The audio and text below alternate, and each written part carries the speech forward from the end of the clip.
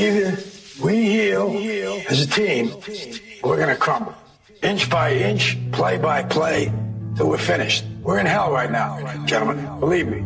And we can stay here, get the shit kicked out of us, or we can fight our way back into the light. We can climb out of hell. 1 inch at a time. You know, when you get old in life, things get taken from you. I mean, that's part of life.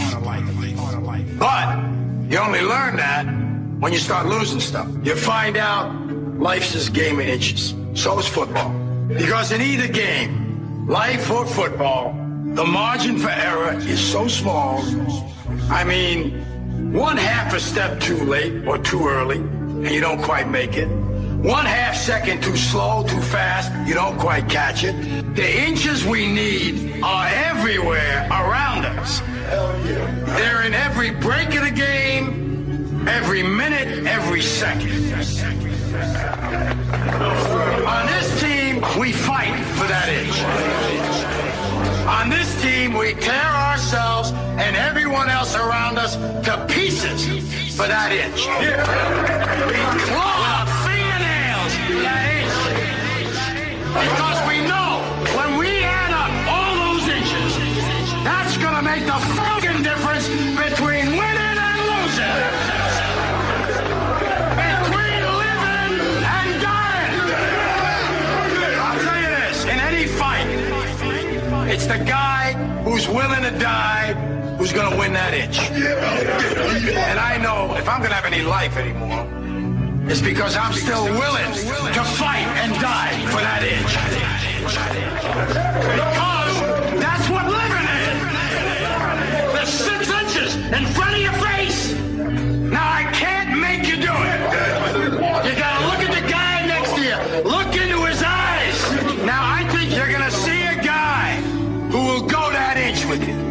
You're going to see a guy who will sacrifice himself for this team because he knows when it comes down to it, you're going to do the same for him. That's a team, gentlemen. And either we heal now as a team, or we will die as individuals. Ideas are bulletproof. Welcome to the show, ladies and gentlemen. It is December 23rd, 2011. And this is a live edition of Down the Rabbit Hole. I'm your host, Popeye from FederalJack.com. And without wasting too much time, because my guest tonight, his cell phone battery is going to die out, and I only have him for a few segments, I want to get right into it. I have a bunch of stuff planned for today's show. Going to try to keep it a little light since we're going into the holiday, and we do need to remember why we fight, spending some quality time with our family and such. So I'm not going to try to get you all riled up and upset right before, you know, some QT with your family, especially since this might be, you know, with all the creepy stuff that's going on with the police state. This could be, who knows, some people's last Christmases with their family, you know, maybe not in a camp or something. So I'm going to try to keep it light. Anyway, I want to get into the local Ron Paul scene. And my guest tonight has been on the show a few times. I want to welcome back Hector Roos. He's a local Ron Paul, I don't want to say just campaigner because he's, or supporter. He's more of an organizer. And he gets things done. And, you know, when I got to say, as long as I've known Hector, whenever he says he's going to do something, he follows through with it. So I wanted to bring Hector on tonight just to give the listeners an idea of what's going on with Ron Paul's local victories here around the Sunshine State. So, Hector, welcome back to the show, my friend. Thanks, Popeye. Good to be back. So what's the deal with all the Ron Paul stuff going on locally in South Florida and across Florida in general? How's he doing, and what does it look like? Well, you know, we got the state to ourselves. Florida is one of those states that, even though it's an early primary state, no one's really paying much attention to it. The only campaign that's really spending any money here is Romney's, And even then, that's not that much. But you want one who has the energy? It's Ron Paul. You know, he still has the volunteers that go out and win straw polls for him. In fact, that's what we won. We won one last week in Miami, and up North Florida too. Some volunteers even drove all the way up from Miami to win one for Ron Paul too. So we have a lot of energy, and we're organizing. Even if the campaign isn't doing too much here in Florida, we're still motivated and we're still acting, and we want to be a presence here that's known and remembered by the establishment. From what you see now, you were involved in this, for a while. This isn't just something you started maybe a year or two ago. What do you see? Do you see more people getting involved as opposed to years ago? Well, definitely. We have a lot more people, and in a lot more places around the state that are definitely organized. Here in Miami, in Broward County, Palm Beach, there's definitely a presence everywhere, and really at every corner of the state. I mean, I could just name it off. Naples, Clearwater, Tampa, Pensacola, Orlando. Jacksonville. You've got serious presence there with, and every place I just mentioned has at least 20 volunteers, and some places have over 100. So it gets, when you look at it, some of them are even more than that. Look at it. You have thousands, or maybe even thousands of potential volunteers that, as soon as Ron Paul wins Iowa, they're going to get energized and out there. I mean, people are driving just to win straw polls. Last night I was at a mixer, or a holiday mixer for Ron Paul in Miami, and we had more than 50 people show up, and with 4 days' notice. People are coming out, and and this week there's a lot of excitement because Ron Paul is doing well in Iowa. Remember, that's the key. The Ron Paul campaign's organized a call for home program that you can get in and on their automated dialer and call voters in Iowa and New Hampshire. And because of all these efforts, Ron Paul has been able to outpace every other campaign in voter outreach. Every other campaign, hands down, everyone recognizes he has the best campaign organization in Iowa. And that means a lot for us here, because when he wins there, we get the props here. You think he's going to? I think he'll win Iowa unless they cheat. I'm almost convinced that he's going to win Iowa, and they're going to turn around and say, "Oh, hackers hacked the." They hacked it, and because they made this big deal of Anonymous attacking the Iowa straw poll. They'll either do that or they'll try to minimize it and say Iowa doesn't matter. And then when he wins New Hampshire, they'll say the same thing. New Hampshire doesn't matter. And you know what I mean? He could win the nomination and the presidency, and they'll come up and say it doesn't matter. It's inconsequential. It's the same talking point memo, basically, against Dr. Paul. And I don't think he's a miracle worker or anything, but out of everybody up there, if you're going to try to change things, why not put him in? I mean, you've given everybody else a shot. You know what I mean? You've given all the other idiots a shot. Why not try him? He's a breath of fresh air. And that's what a lot of these voters see. At least that's what I think. And that's what that's my take on it from what I've observed myself. Hector, a lot of people want to know where they can get in touch with you and, how about all over Florida. In fact, one of the listeners in the chat room, he's from Clearwater. So he's interested in getting you up around the area, maybe to, educate, maybe hook up with him, whatever, you know what I mean? Just like you and I talked about you going down and giving that class. I don't know if it ever panned out or not to the Occupy idiots, because I know when they hear Ron Paul's name, Federal Jack, or they hear InfoWars, they shut off immediately. You gotta understand that everyone's looking for solutions to the problems that we all see around us. The Occupy Miami people, a lot of great contacts came out from Occupy Miami, and a lot of them helped out with these events that we've been hosting and all of our campaign activities. In fact, we have two that we met because of Occupy Miami that are on our organizational board down here. And Clearwater, for the guy who's in Clearwater, you just type in Tampa or Clearwater for Ron Paul, or look up the name Alex Snicker, because he is definitely the guy who's in Clearwater to organize things. He runs a phone bank. You can look it up. If you want, you can just directly email me at hectorroos@gmail.com, and I can send you all the information there too. But go ahead and repeat your email one more time, just in case sure, they didn't hear it. Hector Roos at gmail.com. My last name is spelled Roos. It's really exciting what's going on. I mean, people are really interested. You're hearing about people being engaged in politics for the first time ever. I mean, it's incredible. And a lot of people who were working on the 08 campaign are still around. I'm proof of that. Yeah, well, that's why I said you're not just some, right. Johnny come lately. Hector, I'm going to cut you off there because the break's coming up. Ladies and gentlemen, stay tuned. We'll be back in 3 minutes. More with my guest, Hector Roos. Kill your own citizens to advance your ways. All my real patriots stand up and say 9/11 was an inside job. Ladies and gentlemen, we are back with the second segment of tonight's episode of Down the Rabbit Hole. And Hector's cell phone is going to die soon. So this is the last segment. He's going to be hanging out with us. So there's a few things he wanted to get into, and I'm going to give him the floor. But Hector, I have a quick question. I myself recently moved. How would I go about, changing my address with them and everything before the election and getting it done, somewhat fast?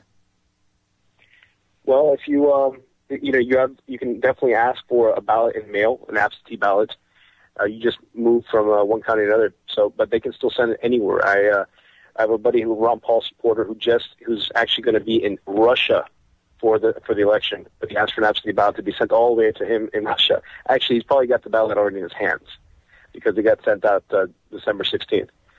But anybody can use the service. If you know someone who is on the fence about Ron Paul, who doesn't know if they want to participate in the election, they never vote, voting by mail is the easiest thing you can do. It's in the comfort of your own home. You just slap a stamp on it, and it goes out, and that's it.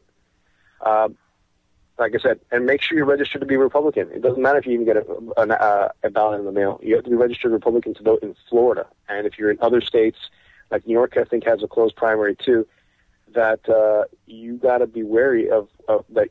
You got to be a Republican. Some states like New Hampshire and Iowa, they're open.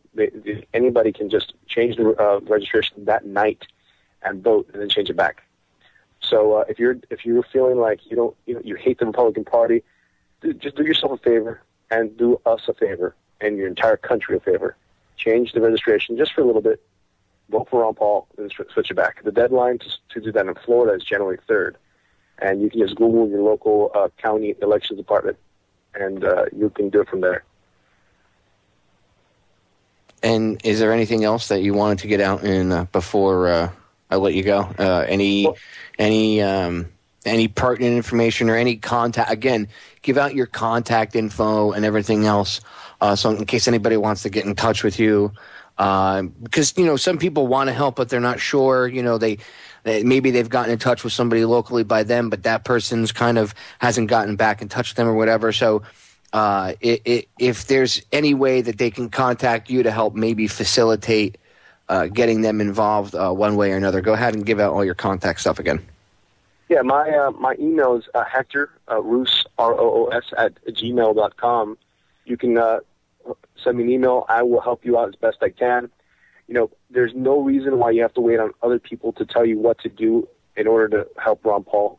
You can, first of all, tell all your friends and neighbors about Ron Paul. There's some great services online that you can get a piece of mail, literature in their hands through the mail. You have, that's like the RonPaulBrochure.com. You have wildcards.com that's also presenting that they're doing a free mailer if you want to send a very personal message to voters. And you can, these are all things that are free for you. You can go get a list of voters that live near you at RonPaulFlorida.com. I mean, these are services that are good for you. I'd be happy, Popeye, to actually put this all together in a list and submit it to for Federal Jack. That's cool. Yeah, go ahead and email it to me. Put it up like a little list, put it together and email it to me, and I'll throw it up on federaljack.com in the next couple of days so people can go there and check it out. Definitely. Listen, politics is transforming in this country.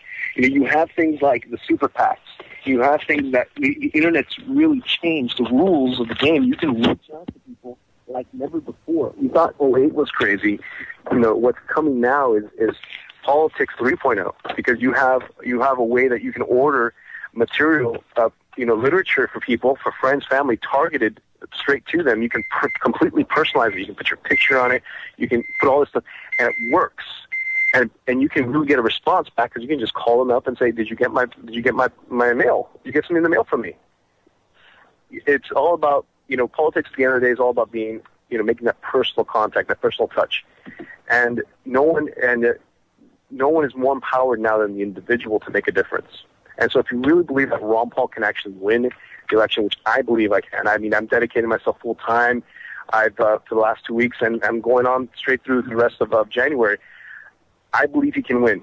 And if you believe he can win, then you got to also believe that you can make an impact. I believe I can make an impact. That's why I'm here. That's why I'm actually talking on this program. And that's why you're listening. I believe that you are the one that you're the person that ultimately is the game changer in this equation. The person who the establishment is terrified that people are actually paying attention because they can get away with anything when nothing's being said, nothing's being examined. I mean, I started a pack of my own. At the same day, I got a call from the establishment media asking me who I am, what are my intentions, how much money am I going to raise. I'm like, I really don't know how much impact I'm going to have at the end of the day. But I'm going to say something that I said something that's really scared them because I got the press there, and I'm telling you, it's a serious business when you say I want to change things. And you better be serious about it because if you don't, then people are seriously going to change your life whether you like it or not. And we all know about the NDAA. We all know about the internet controls that are coming. It's something that we need to be involved in. Think about. It's not just this is not just a message to people who like drugs or who like smoking marijuana from time to time, or just don't like laws or the hassle of police or just the hassle of what our government's doing.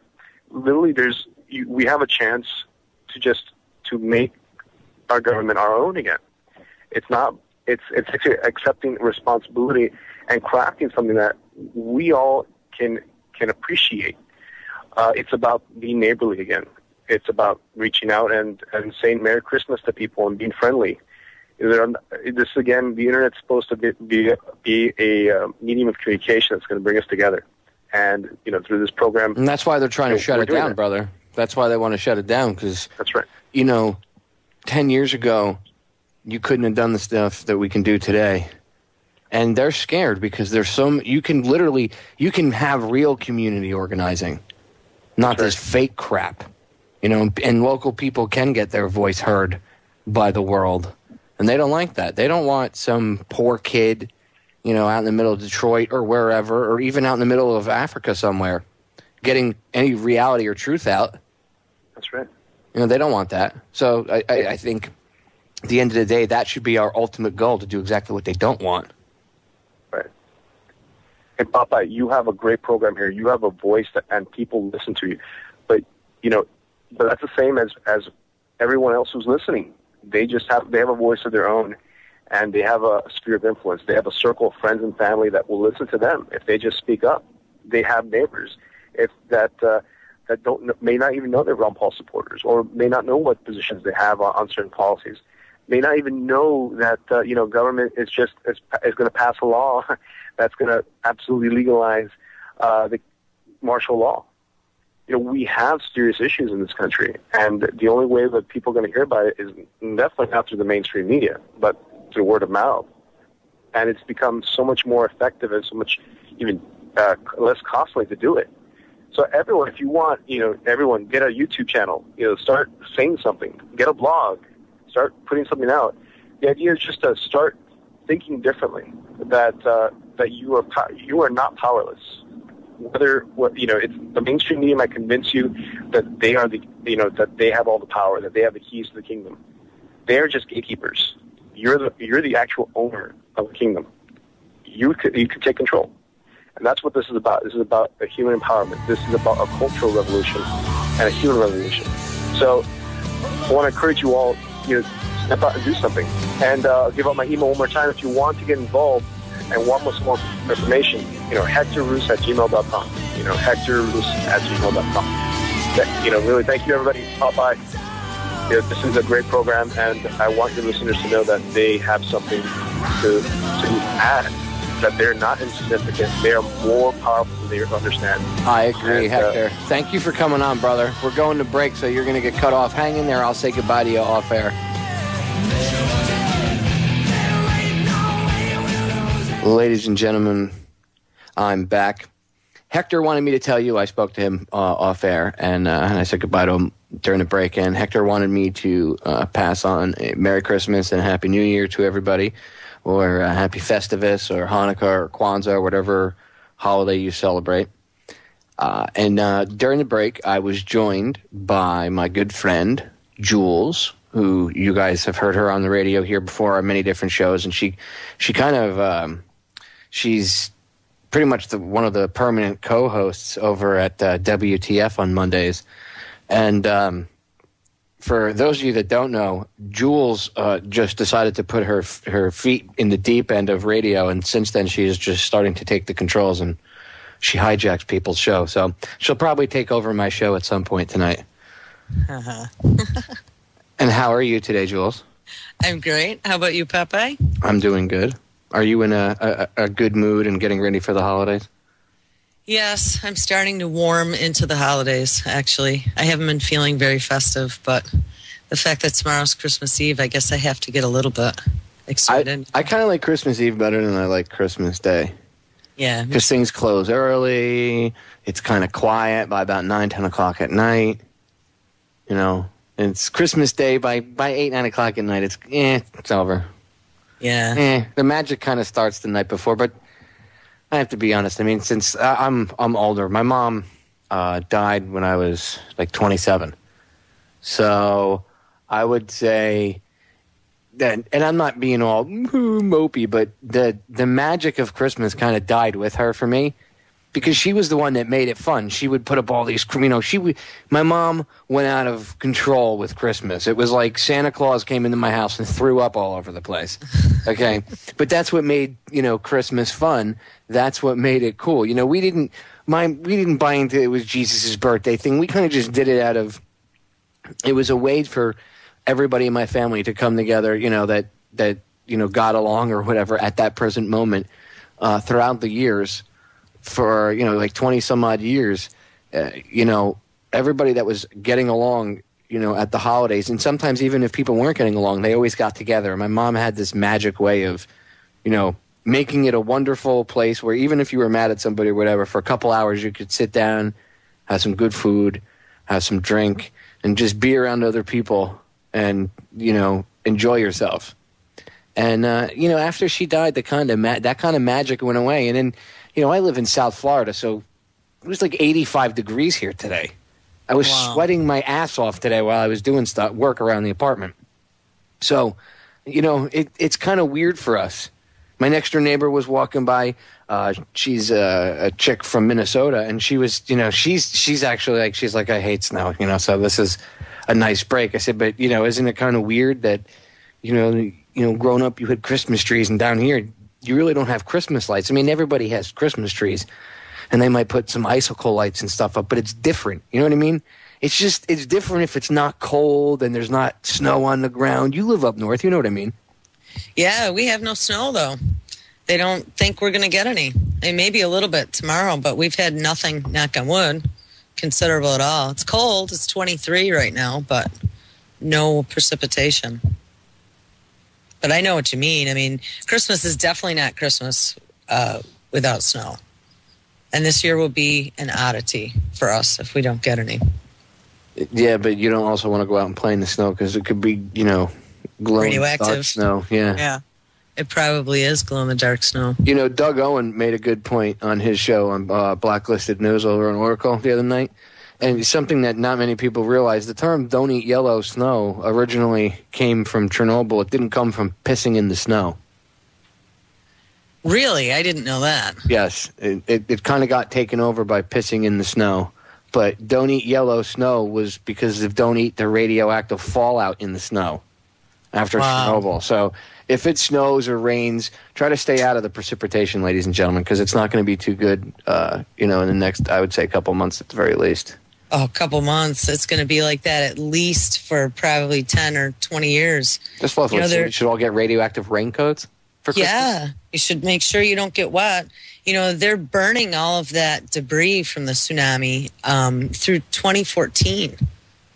So, as they started burning it. Oh, that's nice. That puts particulate matter into the clouds. Exactly. And Arnie Gunnarsson had even pointed out it'll be like a whole second Fukushima happening all over again because all that stuff had settled. The debris is starting to wash up on the western coast already, right? Yes. Yes, it is. And these idiots are all running out there and grabbing it and taking photos with themselves with these buoys and stuff. First of all, you should be ashamed of yourselves for giving thumbs up and taking photographs and being all festive in the photos and, trying to get on the news and stuff with it. Because first of all, there's two things wrong with that. One, those things, there were shoes and stuff that washed up. Those represent lives that were lost. Those shoes, some of them probably came off bodies that are still floating around out there or that are been eaten by whatever's out there. Yeah, and you'll probably find body parts. It's very disrespectful, number one, to act like a treasure hunter to keep stuff like that. And, the universe has a way of evening things out. So, And number two, how radioactive do you think all that crap is? Duh. Yeah, I'm sure it is. I wouldn't be just running around grabbing that stuff. When you see the officials come over in Tyvek suits with Geiger counters to come collect it from you, there's a reason for that, idiots. Right. Well, I saw an article posted on Rad Chick's page the other day in regards to these cruises that they're giving. And it was a good amount of money to take this cruise, like $4,000 or $5,000, but they're going right up to the debris island and kind of, surfing around. And there are people swimming in the water. I'm like, are you people crazy? But, one thing that we've done here in regards to Fukushima is Rad Chick, who is also, her real name is Christina Consolo. She's been following Fukushima from the very beginning, just as, you guys all know that I was kind of obsessed with it for quite a while. And she and I put our heads together, and one of the things we decided to do was to create a website. So we bought a domain called FukushimaFacts.com. She's got a great feed on Facebook. She's Rad Chick on Facebook. You'll see stuff that I post all the time from her on our Facebook page. So like her page, but I'm pulling her feed into the website. We have, she's doing all kinds of videos up on YouTube about mitigation and what, signs to look for in nature, just with like the pine trees and stuff and the mutated animals and all kinds of weird things happening. So we've pulled all that into the website. We have live radiation forecasts she started doing for Orion. So we post that on Orion's homepage, on the Fukushima Facts on Facebook. And she does them out, anywhere from 48 to 72 hours based on the jet stream. It's unbelievable that they act like it just, it's like the oil spill, Jules. Oh, it just went away. It's all good. Right. Well, you can't see it or smell it or just snap your fingers and look. Radiation gone. Yeah. So they came out a couple days ago and told us that they were in cold shutdown. Now, anyone who knows anything about what's going on over there knows that that's just a total crock. We have 3 complete meltdowns in China syndrome right now, heading toward the water table to go hydrovolcanic. So to say that we are in cold shutdown is absolute absurdity. But people just ate it up. And Christina was counting the number of mainstream publications that were publishing the same story. And I remember she was up to 26 at one point, and it was crazy. And everybody is just reading it going, yep. And so, when we started talking about the lack of understanding even what Fukushima is, people, you'll mention it to them in public and they'll say, Fuka what? So we really were thinking that we should get some sort of campaign together, even if it's just an N95 mask. Darren from the front came up with us where he was saying he'll take his N95 and with a Sharpie write Fukushima across the front and then go out and hand out some flyers, out in public. But, people would come up to you and ask you what was Fukushima, and it might be able to open the door to a conversation. So I've been working on some flyers. If anybody's interested, it's something that... Where can they download them? Eventually on FukushimaFacts.com. I'm going to post everything up there. So I'll probably have like a download or a flyer section that you can go to. Don't pay attention to the fact that, infant mortality rate, jumped right after. Didn't they just come out, 14,000 deaths in 14 weeks? Yep. And we do have CDC stats up there. It was, so that's an average of 1,000 deaths a week. That's nice. But that's not a problem. That's not an epidemic. No. That's not an epidemic. That's more than 100 people a day, but that's not a problem. Jesus. Sick bastards. I'll tell you. Ladies and gentlemen, stay tuned. We'll be right back. Who knows where Jules and I will go. So what can we do, ladies and gentlemen? You often hear us talk about things, like the NDAA bill or the Obama admin saying that they're not going to veto it now, and they want indefinite detention and assassination of American citizens, or the information that our own Joe Joseph was able to bring forth and bring to light and get out there in the spotlight this week. Big kudos to Joe and Mrs. Joe for the work they did. And they're talking about setting up the Blue Force tracking system here in the country. That's a battlefield tracking system, in case people don't know what it is. First used in Iraq and Afghanistan. I suggest you go look up a game. You can look up video shots from it on YouTube. Full Spectrum Warrior will give you an idea of what Blue Force, Red Force is. So it shows it in the game, and you kind of use it a little bit. So anyway, I want to get into solutions. What can we do when you have all this horrible news? Well, the first thing we need to do is the only way they're getting away with this crap is because people are so the way they got away with it for so long was because people were uninformed. And now that people are getting informed, they're scared. And they're rushing and they're doing all this stuff. And they're showing their hand because they are scared of the mass awakening that's coming and what's going to happen. Because the more and more people that wake up, can you imagine if like 30% of the country, Jules, woke up? That would be great, wouldn't it? I mean, they wouldn't be able to get away with this at all. Nope. They can't win in a knockout, drag-out fight with the American people. And if everybody realized what was going on and the scope of things, and it doesn't matter, you don't have to buy into every little end of it, every little detail to understand that the basic premise of what most of these people, researchers and stuff have been saying for years. I'm not talking about just Alex Jones. I'm talking guys going back 30, 40 years ago. What's his name? Edward Griffin, G. Edward Griffin. People like him, Anthony Hilder. All these researchers that were, for years, Gary Allen, when he wrote None Dare Call It Conspiracy, 40 some odd years ago, telling people that this was what they wanted to do. And, everybody kind of blew it off. Well, you can't deny it now. I mean, when you look around you, you see it happening. So I think, I know one of the ways that we can combat this is to wake more people up. Now, how do we do that? How do you wake people up? Well, Popeye, nobody wants to listen to me and my family. Well, I've talked about that, and sometimes it's good to have someone that's not emotionally attached to things, maybe talk to the people in your family, because they won't be judging the information based on personal judgments or personal problems that they have with, somebody who, if like you go to your mom and you say, Mom, oh my God, blah, blah, blah, blah, blah, blah, blah, blah. Well, she's your mom. She might be judging it. If it depends on the kind of relationship that you have with your mother and everything else. But a lot of people that have problems with their family waking them up, a lot of times, I would say about half the time it's because the family member, whoever it is judging them based on their personal stuff. A lot of other times it's people don't want to admit to that kind of stuff. You have to bring it to them in a way that they understand that it already affects them. There is no hiding from it in the closet because it's already affecting them. Once you show them that they're already affected, most people don't want to take it. Now, you're not going to get everybody. You're not going to be some saint and wake everybody and their mother up.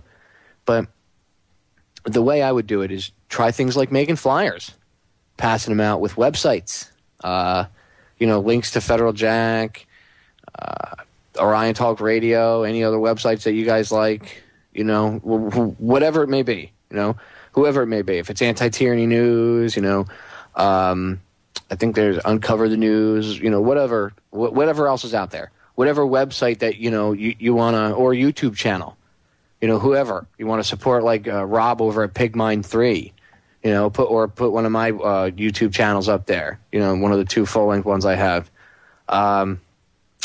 put up whoever else's, Lone Lantern Society, which is Gary over at RTR. Whoever else, I mean, there's so many off the top of my head. I could go on and on and on. The point is, put a pamphlet together, or honestly, you really want to make change. Okay, not only do you have to sit down and like talk to the people around you and your circle and your neighbors and stuff like that, or try to at least, or your family. But if you really want to make change, make a YouTube channel. It's not that hard. It's real simple. Download. Look on the internet, spend a couple hours outfitting yourself. You can outfit most of the stuff you'll need for free. And if you have an old external hard drive or something, or if you want to you can get them pretty cheap now on like Newegg. I think it's NEW or NEWEGG.com or whatever. They're pretty cheap, and they're not. I don't get any support from them, but that's where I buy a lot of my electronic equipment for the studio and stuff when I need stuff. So, and they're pretty cheap. There's a couple other places or whatever, but the point is, you can spend like $100, okay, and you can outfit what you need. Most of the programs you need to run things are free, You can go to download.com, which is run off of CNET.com, and there's a lot of free downloads, freeware and stuff out there. Make a difference. Put a video together. Do a screening at your house. Invite like 15, 20 people over. Get a movie. If you don't have to buy one of Alex Jones's movies, go out and buy. If you've looked into the Oklahoma City bombing, if you've seen the new one, A Noble Lie, if it knocks your socks off, get that. Or if one of Gary Franchi's movies, like Camp FEMA or Camp FEMA 2 or something. There's a wide variety of documentaries out there because there's just so much information. So get one or two, you'll be helping them out, the filmmaker, and then you can always copy the movie and distribute it, make multiple copies and burn it, give it to people. But hold screenings, have your family over, have your friends over. It's the holidays, it's the perfect time. People are going to be stopping by your house, have some drinks, some food, and sit down and engage them in conversation at the table. Force them to look at the reality of things. If they say, I want to watch Dancing with the Stars, no. You tell them no. You tell them that they just, pretty much shit-canned the Bill of Rights and the Constitution the other day. And just because the president hasn't signed it yet doesn't mean he's not going to. There's not going to be some, end of the minute, right at the end of the line, save from Obozo. Look at all the difference one person could do. Ryan Talk Radio, this network, was started by one guy. One man who was a radio host on a different network and still is. And he started this entire network by himself. Runs everything. Everything. All the behind the scenes, everything, by himself. So on point is it that the hosts, it's pretty idiot-proof for us to run things here and do things. One man. He's not a bazillionaire. Jimmy X is one guy, and he can do it. That should give you some motivation, ladies and gentlemen. He's an average blue-collar worker. Jimmy's an average guy. He's not Superman. He doesn't have an ego, and look what he can do. There's a video of this kid with no arms and no legs on the internet. He's a motivational speaker. Basically he says, don't say you can't do anything, you can't make a difference or whatever. Look at me. This kid runs around, or I shouldn't say runs, he hops around or whatever, plays soccer, does all this other stuff. He's into a couple other sports and stuff. It's incredible. I don't remember the name of the video or whatever. You could just look it up, like armless and legless motivational speaker or something. I'm sure you'll find the video. It's got like a bazillion hits. But if that kid can do that, then think about the possibilities of what you can do. Open your mind.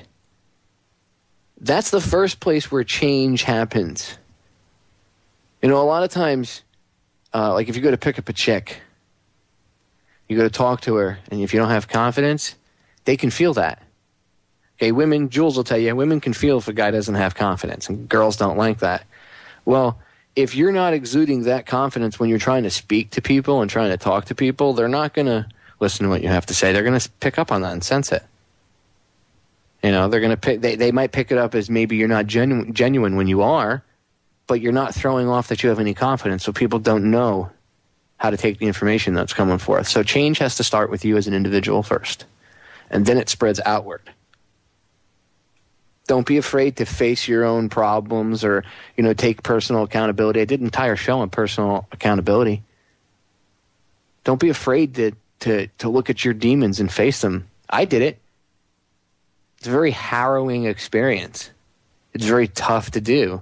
But if you do it, if you stand up and you face your demons, you know, you face your fears, you can overcome them, and you will realize that it was more in your head than anything else. Don't put your brain into a mind prison, into a box where you don't allow yourself to do things. Okay? Ladies and gentlemen, everybody that hears this broadcast, listening live, hears in the archives on YouTube, you are all powerful and capable of anything that you put your mind to. And that's not just something that your parents tell you when you're a child. It is the truth. We are all capable of anything that we put our minds to. You have to unlock our mind from the little prison that we put it in, the little box. Ladies and gentlemen, we'll be back in a few minutes. Stay tuned for hour number 2.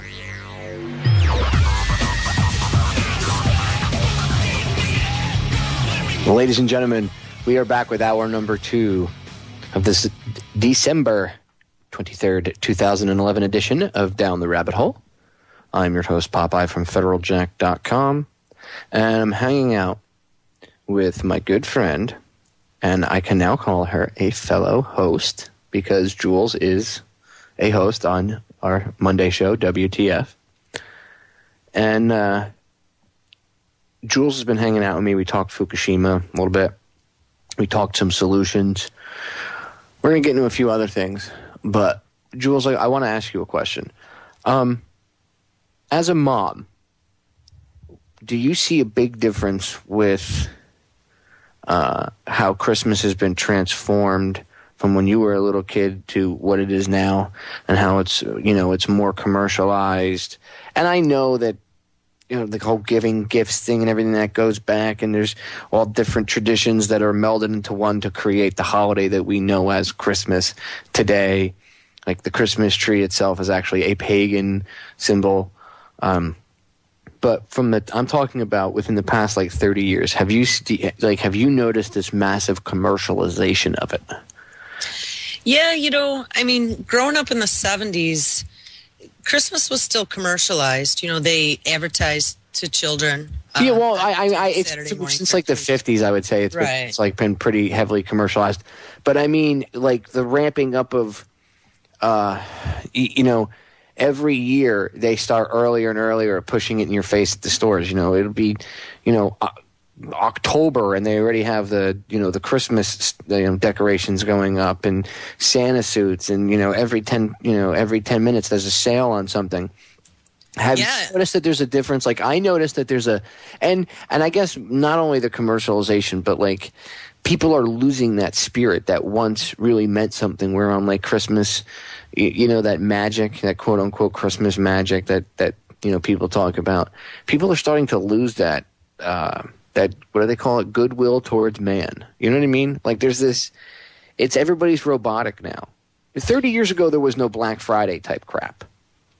What I find interesting is that we are almost starting to see a parallel, I think, at least in the mindset of the 70s, that's beginning again. I mean, in the 70s, we had no money. Do you remember? I mean, you were young then. But in the 70s, everybody was poor. In the 70s, yeah. Yeah. And so you couldn't have everything that you wanted, and you made do with what you had. And being brought up that way, and you're absolutely right. I mean, now it's just, we are an instant gratification society. And so everything that you see that you want, you actually think that you need. And children, I mean, the last 2 generations of kids have been brought up that way. You know, my friends that had kids right out of high school, and they're already having kids. I mean, those kids don't know how to do without. But now that we've had this major economic downturn, you know, this year I think is probably the first year that everybody realized they didn't have extra money. Even if they put it on credit cards, even if they did all their old tricks, they really don't have extra money. So one of the things that, you know, when I first became a mother, of course, you get all excited about Christmas, and Christmas has a whole new meaning, but you get caught up in that commercialized, you know, you want to get them everything, and you can't do that. And especially now, I'm not working now, so I am paying attention to what we're spending, and I really didn't buy much of anything for Christmas this year, for anybody. Because, I mean, really, in the beginning, it was in protest, but I really don't have the cash either. I say if you want to give a gift this Christmas, give the gift of knowledge. Buy somebody a book. There you go. You know, buy them a book about something. Go buy Judith's book, Me and Lee, and give it to him for Christmas. Or Ed Haslam's book, Dr. Mary's Monkey. Or Robert Wilcox's book, Target Patent. I mean, there's so many more out there. You could, you know, give them that. They look at you, what's this? This isn't a video game? No, it's not a video game, idiot. No, go do what they did, you know, children have done for hundreds of years and people have done for hundreds of years, and use your freaking brain and read. Use your imagination instead of letting somebody else tell you what looks cool and what, you know, the way things are. The bigger problem with video games is kids are not comprehending what's reality and what's, you know, a video game, and then you end up getting these 14-year-old kids that snap, and it's not so much the video game's fault, but these kids are more prone to do it because there's already other, you know, factors involved. And through the video games, the desensitization of the child. Exactly. You know, these kids go out and do things. You know, kids aren't real. You know, when I was a kid, I was taught about gun safety and stuff. I talked about this on a previous show I did about gun safety and stuff. And when I was a kid, I knew where the guns in my house were. I didn't dare touch them. Okay. Because, like, I had this fear that my father, you know, fingerprinted the guns every day and knew. And I was taught respect of the guns and not to, you know, I was basically taught that they're a deadly weapon and that dead is dead. My mother and father instilled in me at a very young age that dead is dead, and that doing stupid things that lead to your death is not really, you know, helpful and conducive to anything. So you shouldn't do it, you know. And they didn't pussify me. They didn't lock me in a closet and keep me away from everything in the world because I might get scared of something. You know, they exposed me to things, but, you know, they did explain to me. You know, my mother used to say to me another thing. She used to say there's right and then there's dead right. So, like, if you come up to an intersection and you have the right of way, but somebody's, you know, comes barreling through the stop sign and plows into you, it doesn't matter if you were right. You're dead. So, you know, it's just a little tidbit from Mama Justice. It's amazing what you can learn from, you know, the older generations. Unfortunately, the next generations, and even I would say to a certain degree my generation, are not like the older ones where they're going to be able to pass down little tidbits of knowledge or wisdom because they're stupefied, they're dumbed down. I try as hard as I can to throw little tidbits of knowledge out there so people can, you know, whether they hear it on the live broadcast or on the archive, they can pick it up and run with it. You know, maybe it'll give them, maybe they'll remember it 5 or 6 years from now. Because, I mean, there are times that, you know, I'll be going through something in life, and to this day, you know, my mother's been gone 8 years, and something that she told me when I was a kid, you know, will pop into my head, and I'll think about it. So, it does have an effect. You have a kid, you know. You're a mom. Right. I mean, you have to wonder, too, when you're raising a child as to, you know, when you do things, if that will mess your kid up, you know, or if you say things. You know, I definitely try to keep a sense of realism. I haven't sugarcoated anything. You know, with the whole radiation thing, how are you going to tell your kid they can't go out in the pool or they can't go out in the rain or why? You know, I mean, they ask questions constantly. So, well, you should be open. You should be open with your kids. I think it's cool that the way you have a relationship with your daughter, because she's a smart little girl, and it's because her mom and her dad are doing the right thing and exposing her to the truth. Go on, Jules. Oh, no, I don't know. For as much as my family thinks that I shouldn't be, and I should be allowing her to just have a happy childhood that's ignorant of, you know, the real situation, my thought on it is that if it does hit the fan, which I don't think is going to be 20 years from now, I mean, it'll be within the next few. I mean, we're headed that direction anyway. You know, how are you going to have a kid that goes from thinking that it's rainbows and unicorns to going to, you know, Mad Max? The kid's not going to do well. You know what I mean? But if you teach the kid to understand that there's danger and to understand that one of the most important things is to learn to listen to mom and dad, because our job is to keep you safe, you know, and we're keeping you safe because there's dangers in the world. And here's what some of them are. That's the key right there, listening to mom and dad. You know, getting that school programming that the state is your mommy and daddy and that your parents are dumb and don't know what they're talking about. Keeping that family unit structure. And that's what I think you should do over the next couple days with, you know, and when I say you, I don't mean you, Jules. I mean, you know, the listeners. And I guess you, me, myself, whoever. You know, we should all spend take the next day or two, because we don't know what comes down the road, ladies and gentlemen. We don't know. I mean, we can take a pretty good guess of what's, you know, the kind of stuff that's coming. So let's take this time that we have, this chance that we have, and spend some quality time with our loved ones. With the sons, daughters, husbands, wives, girlfriends, boyfriends, parents, whatever, brothers, sisters. We're going to break, ladies and gentlemen. We'll be right back. You know, a lot of people say, what can I do? I'm one person, right? And like I said, look at Jimmy X, you know, he did the radio network. But when I was talking about that change coming from within, you have to apply that to everything. I don't mean just sit back and, you know, run around and talk about truth and everything else. Understand what's going on, but apply that to everyday things. You know, if you're driving down the street and you see an accident happen, don't just keep driving and say, whoa, I just saw an accident. You pull over and make sure people are okay. Do you know how many times I've done that? I can't count on both my hands how many times I've stopped for accidents. Whether it's me watching somebody get hit by a car in the street, or actually watching a car, you know, showing up, literally driving up as a car is finishing rolling over and the person gets ejected out of it. You don't know what kind of difference you could make in someone's life, ladies and gentlemen. And don't do it so that you get your name in the paper or something else like that. Because I've been in, you know, in one situation where I held pressure on a young lady's wound on a leg, and I tied it off.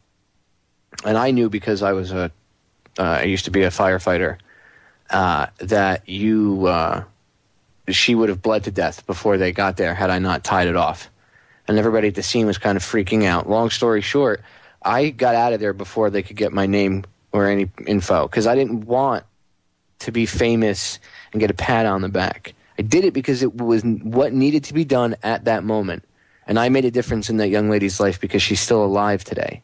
And that's what I expect from people, and that's what needs to get done. I mean, it's not even that I expect it. I mean, I do kind of expect it. I shouldn't say that, though. But what needs to get done is that people need to change from within like that. So if you see some, you know, old lady getting mugged when you're walking down the street, you go up and you knock the scumbag that's mugging her out. You don't mince words with the guy. You go over and you knock his ass out. You help that little old lady. You know, I was sitting at a light the other day, and this little old lady, this Hasidic Jewish lady, was walking across the street, okay? And the other chick that was with her took off and left her in the middle of the street, and she was like 900 years old. Okay, and people were driving all around her, almost hitting her and stuff. And I got out of my car, okay, and as I was getting out of my car, her handler, whatever the mutant that was walking with her was, you know, came running out and grabbed her. I guess realized that she left the 900-year-old woman in the middle of the street. But naturally, I got out of my car because I wanted to help the little old woman. Okay, she could have been red with purple polka dots. It doesn't matter what color she is, what religion, what nationality, whatever. Okay, we need to start gaining our humanity back and start understanding that all this stuff that's used to divide us is done. It's done on purpose. It's done on purpose. It's to keep everybody infighting and arguing about stupid, useless shit while they continue to do what they're doing. And look what they're getting away with. Okay. Not only are they all this, police state crap, but look at the stuff. Jules, when you walk down the street, you notice nobody, I mean, and this is going on for a while. No one cares about each other anymore. No one cares if someone's, look at Black Friday. That guy had a friggin' heart attack in the middle of I think it was a Walmart or a Best Buy or whatever. People were stepping over him to get to their purchases. Yeah, that was disgusting. I mean, I absolutely agree with you that, we're running globally on lower vibrations. People are full of angst and hate and dislike for one another. And really, in my personal experience, the last 10 months or so, that is the one thing that the conclusion that I came to is it's all about kindness. It's about opening yourself up and giving yourself selflessly to the cause, to helping something that you feel very strongly about happen. When I look at everything that's happening and I look that I have a small child, I have to do this. This is her future. And what kind of a parent would I be if I just sat idly by on the couch and let this all happen? But, in order to, I think, raise awareness, random acts of kindness really open people up to the possibility that we could all get along. There was this video I saw the other day where that's what it was about. One person kind of passes it on to the next, who then passes it on to the next. And if we all did that, if we just forgot all boundaries and we all just tried to help each other, the problems that we have right now wouldn't be occurring. I mean, we would all come together. We would have a much better government. We would, fix all of the greed and the hate and, all of the things that are really the core to what our problems are today. It's amazing that the only thing it requires is people to realize that we are all the same. We are one, yes. And I'm not talking about, Popeye, you're talking about world government type stuff. No. I mean humans as a race. Let's exclude the New World Order social engineers because they exclude themselves from us on their own. Okay, they don't want to be part of this race. Okay, they think they're the next step in evolution. So let's forget about these jagoffs for a minute. Let's talk about the people. Okay, you know what I mean, Jules? Let's when we talk about us and everything like that, let's exclude them because they're not like us. Right. That's a big important thing for people to realize. They are nothing like us. They don't have empathy or compassion. All right, and what little they might have goes away when they go to the cremation of care ceremony. That's technically what that ceremony is about, is getting rid of their care. We don't, this makes me feel better. It's like going, for a Catholic when you go to confession. I used to bust my Catholic friends' balls growing up. 6 days a week you raise hell, on seventh day you go and repent for it, and it's all good. And I'm not saying that to bring up religion either. I don't want to hear any arguing over religion. I'm just using it as an example. I'm not even going to go any further with it because I just don't want to hear the stupid bickering. Okay? It's such a... That in itself is another thing. It's used to, get people off, just like certain things in politics. Like the back of my card says, where you have the Democrat and the Republican puppet and the shadowy figure in the background with the all-seeing eye in his forehead is saying, hey... keep fighting, and be distracted while I retain complete control. And that's what they do with everything. They use racism and everything. And again, that's where this, we are all one thing comes from. We're all humans. If you see someone getting stabbed in the street, you go help the guy. You know what I mean? And don't just run up and club people. You have to kind of assess the situation, see what's going on. If it's a case of someone defending themselves against them being attacked, that's different. But if you see somebody getting mugged or raped or whatever, a friend of mine and I helped peel a valet off the hood of a car in South Beach when I worked there. I'm not kidding. Can't make this up.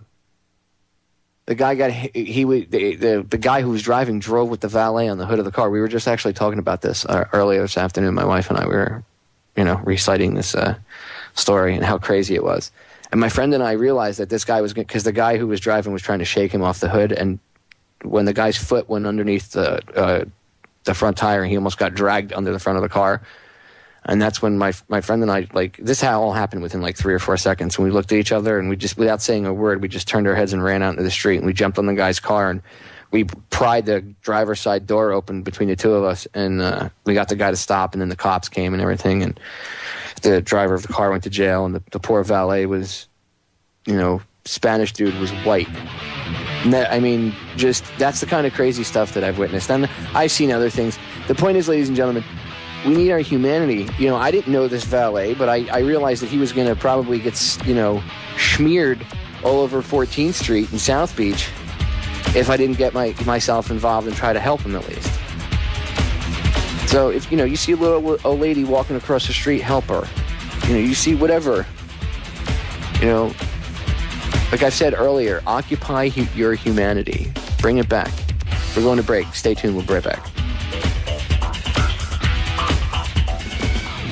Ladies and gentlemen, the most important thing for you to realize is these social engineering pricks, the New World Order, Illuminati, whatever you want to call them, okay? The elitists, whatever the, whatever the moniker you want to use to label them, you have to,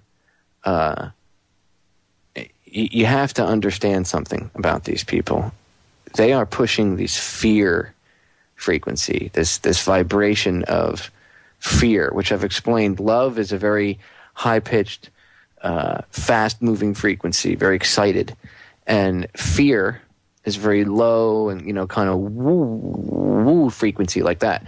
And the universe operates on two basic frequencies, fear and love. Okay, and this is not some hippy-dippy crap. Quantum physics actually says the same thing. So it's amazing how even science curves into this, and it all eventually comes to the same point. Okay? So there's got to be at least some merit to it. And the research I've seen does show that there is some merit to this.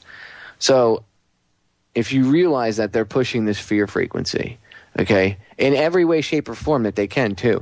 Look at what they do with the police, Jules.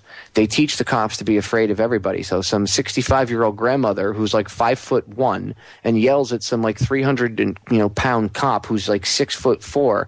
This big bully with body armor, a gun, and pepper spray and a baton is such a pussy. He has to taser the old lady because she intimidates him. Okay, because he feels he's not a man enough because he's been pumped into his head, be afraid, be afraid, be afraid, be afraid. That's why they act like that. And that's why the cops are acting the way they're acting. They're afraid of you. They're being taught that you are the enemy, you're bad, you want to kill them. So when they go out at work, they're at work thinking they're in a war zone. You know how many times I've heard police say we're at war in this country with scumbags? And I'm like, we're at war with scumbags? That's pretty general, Who sets the benchmark for what's a scumbag? You?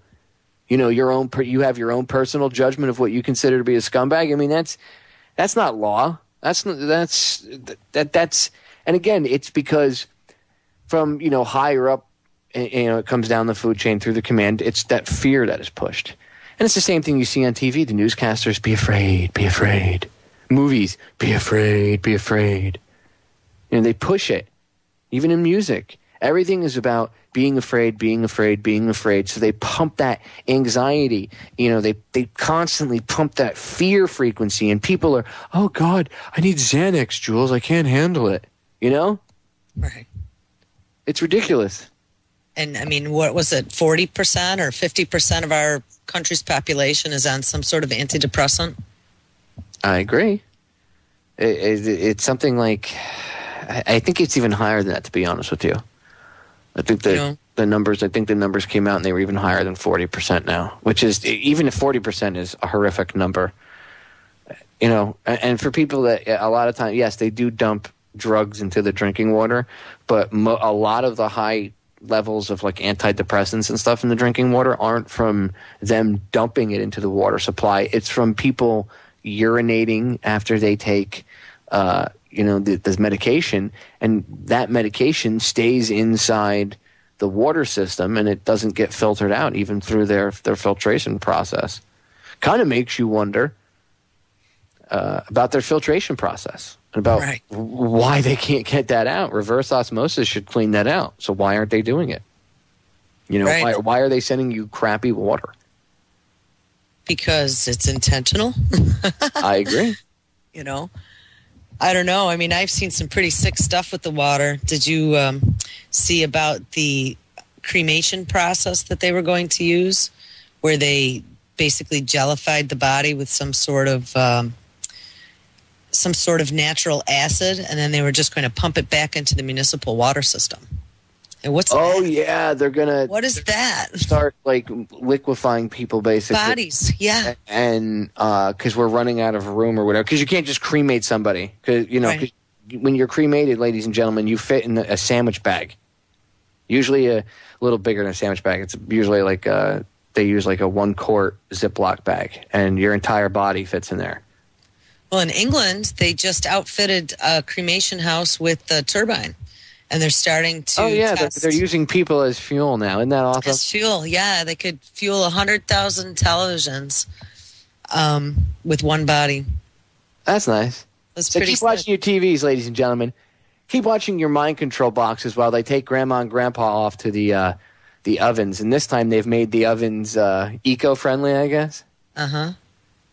And it makes you wonder why, all of a sudden they're releasing technologies like this. Makes me think that they're going to have a large number of bodies that they'll need to dispose of, literally. Well, when you consider... You couldn't bury that many. When you consider what they say they call the great culling. Mm-hmm. So that wouldn't surprise me. And that's not being paranoid.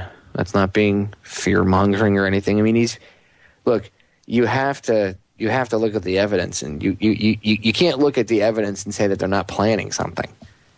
Even if they might, I'm not saying I want them to get away with it, but they are at least in the planning stages of something. What we let them get away with is up to us.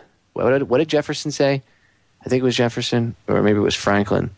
You'll have the exact amount of tyranny that you're willing to live with. I think it was Jefferson that said that, and I'm paraphrasing, but something like, you'll live under the amount of tyranny that you're willing to tolerate, basically. So, when people say, what's the level of tyranny that we're going to get to? The question is, well, whatever you're willing to tolerate, whatever you're willing to put up with. I don't think the founding fathers really thought that Americans would be this apathetic. I really think that they thought that people would stand up a long time ago. And that should show you the level of mind control and control of the media. That these elitists, whatever the hell you want to call them. Let's just call them the jerk-offs. How about that? So, that works. Yeah, it's a very descriptive term. People will know who I'm talking about. So, the jerk-offs. It's a very New Jersey term. Going back to my New Jersey roots tonight. And, these idiots, people need to know who they are. But, I mean, let's not fear them, ladies and gentlemen. Let's not give them what they want, that fear frequency. I'm not saying run out there and give them hugs and kisses. But let's do the opposite. Let's show love. They're trying to take away their humanity and your compassion. They don't want you, if you're walking down the street, to see somebody in the street and help them out. Do it. I've said time and time again, I was a firefighter. I was volunteer. I never got paid. 6 years. You're on duty 24/7. You have a pager on your hip that goes off whenever there's a fire or call, accident, whatever. We need to get back to that foundation of people giving back to this country just because. That would, first of all, negate the need for a lot of these paid bureaucratic positions that are just a waste of government money. Okay? Complete waste of government money. Non-producing jobs. Jobs that are there just to be bureaucratic and create a nightmare and create havoc and problems for the average everyday Joe trying to do something. Okay, we can eliminate half of these crappy things. People need to start giving back to their community, giving back to one another. Popeye, it's really about, if you look at those people that are sitting in those high-paid bureaucratic jobs, they're all self-important. They're people that don't really care about the old lady that lives down at the end of the street. And if we just started caring again, we really wouldn't need the social net that has been formed and ensnared a good part of this country. You know, if you went down the street every day and checked on the 90-year-old woman just to make sure she was okay, maybe she wouldn't have to have, you know, social services come or whatever. But by taking back our own communities and taking back humanity and caring for, you know, our friends and family and neighbors, we become self-sufficient. I mean, the day that it hits the fan, there isn't going to be anyone to take care of us. So we should start practicing now. I agree. Start taking care of yourself, ladies and gentlemen. Stop expecting somebody else to wipe your ass for you. You need to grow up and take responsibility for things, and that in itself will change a lot. Stay tuned, ladies and gentlemen. We're going to break. We're back with the final segment. President John F. Kennedy. Ladies and gentlemen, the very word secrecy is repugnant in a free and open society. And we are, as a people, inherently and historically opposed to secret societies, to secret oaths, and to secret proceedings. We decided long ago that the dangers of excessive and unwarranted concealment of pertinent facts far outweighed the dangers which are cited to justify it. Even today, there is little value in opposing the threat of a closed society by imitating its arbitrary restrictions. Even today, there is little value in ensuring the survival of our nation if our traditions do not survive with it. And there is very grave danger that an announced need for increased security will be seized upon by those anxious to expand its meaning to the very limits of official censorship and concealment. That I do not intend to permit to the extent that it's in my control. And no official of my administration, whether his rank is high or low, civilian or military, should interpret my words here tonight as an excuse to censor the news, to stifle dissent, to cover up our mistakes, or to withhold from the press and the public the facts they deserve to know. For we are opposed around the world by a monolithic and ruthless conspiracy that relies primarily on covert means for expanding its sphere of influence, on infiltration instead of invasion, on subversion instead of elections, on intimidation instead of free choice, on guerrillas by night instead of armies by day. It is a system which has conscripted vast human and material resources into the building of a tightly knit, highly efficient machine that combines military, diplomatic, intelligence, economic, scientific, and political operations. Its preparations are concealed, not published. Its mistakes are buried, not headlined. Its dissenters are silenced, not praised.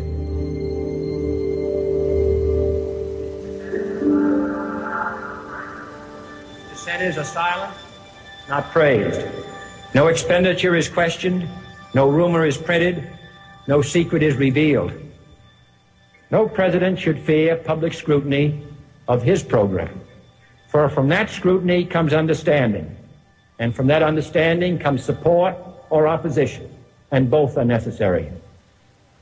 I am not asking your newspapers to support an administration, but I am asking your help in the tremendous task of informing and alerting the American people. For I have complete confidence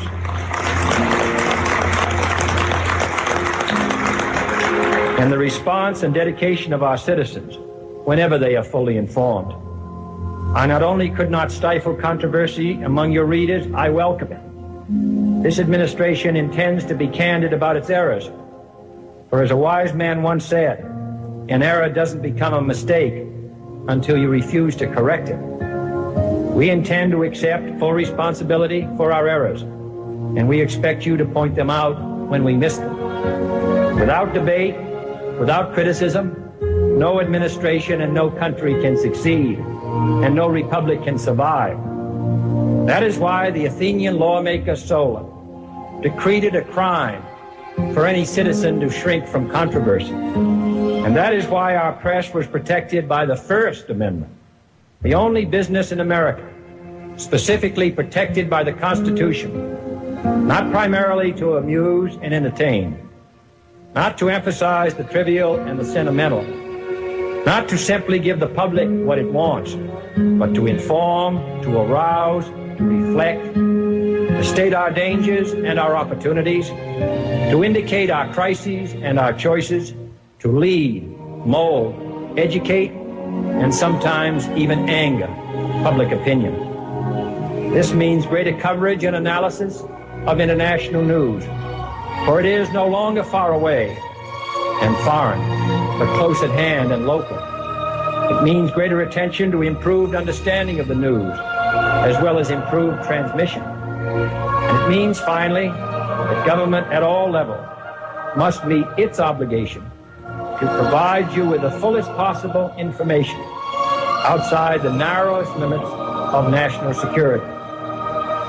And so it is to the printing press, to the recorder of man's deeds, the keeper of his conscience, the courier of his news, that we look for strength and assistance, confident that with your help, man will be what he was born to be, free and independent. I love that speech. It's my Christmas gift to you, ladies and gentlemen. I wanted to play that for you one more time before we go to Christmas 2011. If there's one thing you take away from today's show, it's that I want you to go out and literally, if you're going to say that you want to change things, then, and I know that I hate to, rip this off from Gandhi or We Are Change, but be the change that you want to see in the world, okay? And it starts with helping little old ladies across the street or whatever. Be nice to your fellow human. Go out and practice random acts of kindness this weekend. That's what I ask you to do. You want to donate something? You want to help out in some way, shape, or form? You don't know what to do? Go out and do random acts of kindness this weekend. That's what you do. You want to change things? Start to spread love instead of fear and hate. Let's turn this back. Let's reverse course. Let's take this thing out of fifth gear, drop it back into neutral, apply the brakes nice and slow, keep a nice controlled deceleration, and then when we come to a complete stop, throw it in reverse and go the other way. What say you, Jules? What do you think? Love is healthy for you. I mean, stress and the stress hormone makes you sick and shuts down your immune system. And I mean, with everything that's going on now, we need to have strong, healthy immune systems, and we need to be happy. We need to combat all of this. I mean, it's pure evil. What is happening right now is pure evil. I mean, we don't know this weekend. Who knows? Obama could, auto pen his NDAA. Well, he's, living it up in Hawaii on vacation. We don't know what's going to come tomorrow. So if we are kind, we love, we enjoy life today, and while we're doing that, we spread the message of truth, the message of love. It's all about working together to wake people up, I mean, it doesn't have to be as difficult as we think it is when we look at all of the different things that could happen. I think it could be something very simple, making someone smile every single day. Simple things can change people's lives and make them wake up. So when you were mentioning earlier today about trying to wake up friends and family and how difficult that is, maybe it's the message that we're preaching. Start really simple. Make them feel good. And then from feeling good, maybe they will get to see things more clearly instead of always being afraid and hiding in a corner. I don't know. I agree. That's I mean, that's what I want people to take away from tonight's broadcast. You guys need to be inspired and practice random acts of kindness. That's how we're going to change. That's one of the ways we're going to win, is taking back our humanity. That's how they're doing this. Because people go, what am I going to do? You know, I really don't give a shit. It's not me. It doesn't affect me. Blah, blah, blah, blah, blah. They've lost their humanity. They've lost their way. And it's time to find our way back. Find our souls again and realize we're all on the same team. I don't care what color, religion, whatever, what nationality. We're all the same on the inside. We bleed the same way. On the outside, we might look different, but we all operate the same way. We all bleed the same color blood. We all have the same organs. You know, it's like cars all look differently, right? Well, you know, yes, there's rotary engines and stuff, but the basic premise of a car is pretty much the same. They might look all different on the outside, but on the inside, they're pretty much all the same. They have seats, a steering wheel, you know, ignition, transmission. We're the same thing. We're all humans. Why are we wasting our time blowing each other up? And don't get me wrong. If someone comes to your house, I'm all about defending yourself. I'm not saying, you know, sit there and pray and go, I love you. You whoop homie's ass if you have to. Point is, let's try to get beyond that, where we don't, you know what I mean? Let's try to get to the next level. I don't think the end of the world is coming next year either, ladies and gentlemen. I'm going to leave this on a positive note. I think it's going to be the end of an age of fear. And it's the tipping point that these douchebags are afraid of. So let's get ready for it. Get your humanity back. Build up love. Practice random acts of kindness this weekend. This is Sparta! Go out there, give some love, show love. Remember why you fight. Jules, thank you for coming on. Thank you, Pepe. That's awesome. Oh, it was. As always, when I hang out with you, it's awesome, Jules. Ladies and gentlemen, Merry Christmas. I'll see you again before the new year, I promise. We'll see you Monday for WTF. Sunday, special pre-recorded show with me and Joe Joseph and some more. I'm out. It's a shot. Why not try him? He's a breath of fresh air. And that's what a lot of these voters see. At least that's what I think. And that's what that's my take on it from what I've observed myself. Hector, a lot of people want to know where they can get in touch with you and, you know, how about all over Florida. In fact, one of the listeners in the chat room, he's from Clearwater. So he's interested in getting you up around the area, maybe to, I don't know, educate, maybe hook up with him, whatever, you know what I mean? Just like you and I talked about you going down and giving that class. I don't know if it ever panned out or not to the Occupy idiots, because I know when they hear Ron Paul's name, Federal Jack, or they hear InfoWars, they shut off immediately. You gotta understand that everyone's looking for solutions to the problems that we all see around us. The Occupy Miami people, you know, a lot of great contacts came out from Occupy Miami. And a lot of them helped out with these events that we've been hosting and all of our campaign activities. In fact, we have two that we met because of Occupy Miami that are on our organizational board down here. And Clearwater, you know, for the guy who's in Clearwater, you just type in Tampa or Clearwater for Ron Paul, or look up the name Alex Snicker, because he is definitely the guy who's in Clearwater to organize things. He runs a phone bank. You can look it up. If you want, you can just directly email me at hectorroos@gmail.com, and I can send you all the information there too. But go ahead and repeat your email one more time, just in case you didn't hear it. hectorroos@gmail.com. My last name is spelled ROOS. It's really exciting what's going on. I mean, people are really interested. You're hearing about people being engaged in politics for the first time ever. I mean, it's incredible. And a lot of people who were working on the 08 campaign are still around. I'm proof of that. Yeah, well, that's why I said you're not just some, right. Johnny come lately. Hector,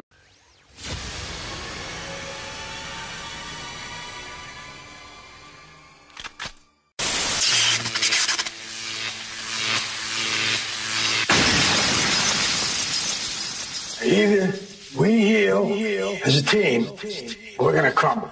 inch by inch, play by play, till we're finished. We're in hell right now, gentlemen, believe me.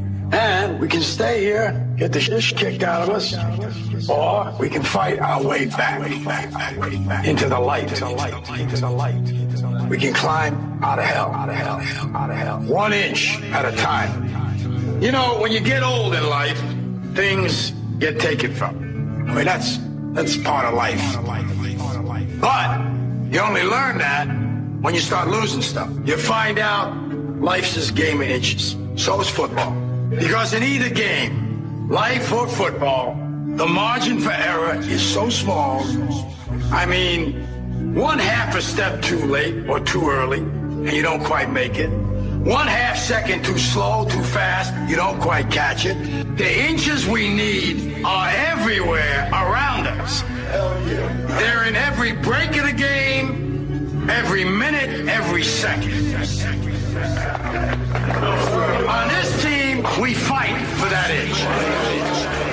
On this team, we tear ourselves and everyone else around us to pieces for that inch. We claw our fingernails for that inch. Because we know when we add up all those inches, that's going to make the fucking difference between winning and losing. Between living and dying. I'll tell you this, in any fight, it's the guy who's willing to die who's going to win that inch. And I know if I'm going to have any life anymore, it's because I'm still willing to fight. I don't want to say just campaigner because he's or supporter. He's more of an organizer, and he gets things done. And you know, when I got to say, as long as I've known Hector, whenever he says he's going to do something, he follows through with it. So I wanted to bring Hector on tonight just to give the listeners an idea of what's going on with Ron Paul's local victories here around the Sunshine State. So Hector, welcome back to the show, my friend. Thanks, Popeye. Good to be back. So what's the deal with all the Ron Paul stuff going on locally in South Florida and across Florida in general? How's he doing, and what does it look like? Well, you know, we got the state to ourselves.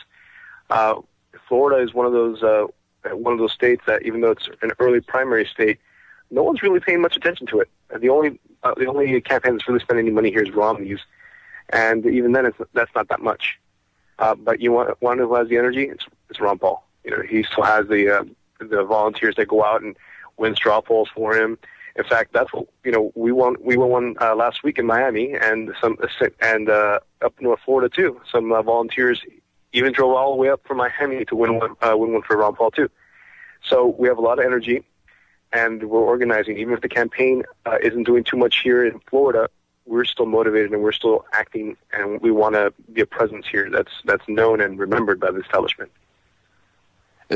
From what you see now, you were involved in this, for a while. This isn't just something you started maybe a year or two ago.